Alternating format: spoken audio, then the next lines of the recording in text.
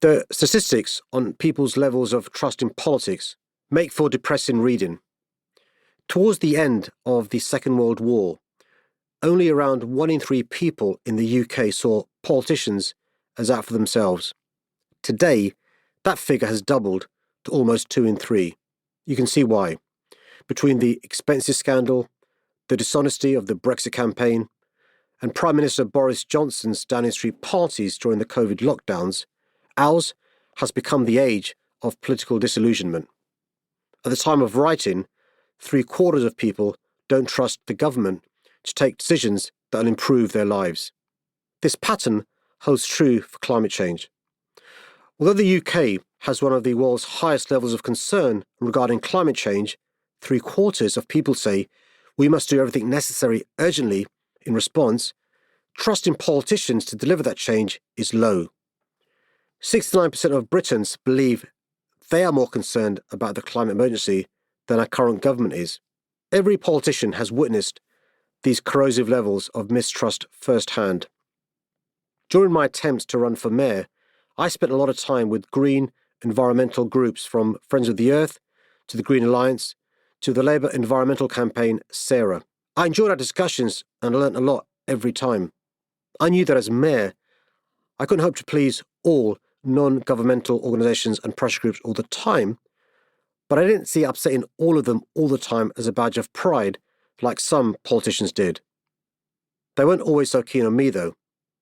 Many of these groups were convinced that politicians were natural liars and would never take the climate crisis as seriously as they should. They pointed out that the 2008 Climate Change Act, passed by a Labour government, was a distant memory, and its ambition had not been replicated by subsequent administrations.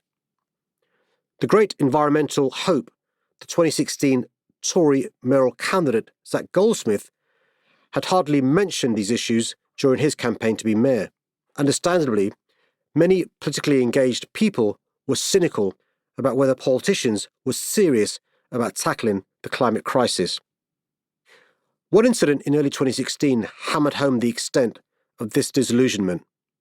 In March, I'd taken part in a hustings at the Royal Society of Medicine, organised by Green Alliance, an independent think tank and charity focused on the environment. After the event had finished, the mayoral candidates joined the audience, made up of members of the public and representatives of environment groups, at a drinks reception. It was hosted in a foyer that had been filled with greenery for the occasion, bringing to mind the time then Culture Secretary Jeremy Hunt allegedly hid behind a tree to avoid having to speak to journalists. He would have had a field day here, I thought. I was in high spirits until I was confronted by a member of the audience who told me that she couldn't name a single politician who had delivered on their climate promises after being elected. She said that if I won the mayoralty within months, I would be focused on the bread and butter issues of housing, transport and policing, and the relationships I'd been trying to establish with environment groups would be forgotten. As she got angrier and angrier, I'm proud to say I did not hide behind a tree, though I did think about it. This cynicism wasn't just coming from activists. Among businesses, levels of trust in politicians were through the floor. The leadership of the Labour Party at the time didn't help. In my early years as mayor, Jeremy Corbyn was leader, which brought a certain baggage. Our position on Brexit had been unclear, and there were concerns that a Labour government could scare away much-needed private sector investment. I was keen to meet CEOs and entrepreneurs to reassure them that I would be a pro-business mayor and to tell them of the role I envisaged for the private sector in tackling the climate crisis. But this wasn't always easy.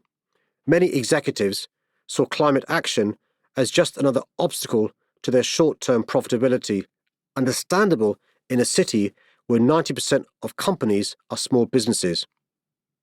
All this meant that by the time I arrived in City Hall, I was under no illusions about how much faith Londoners had in any politician with a green agenda. I recall meeting one green activist who pithily summarised what she saw as the problem. The trouble with you politicians is you always say one thing and do another.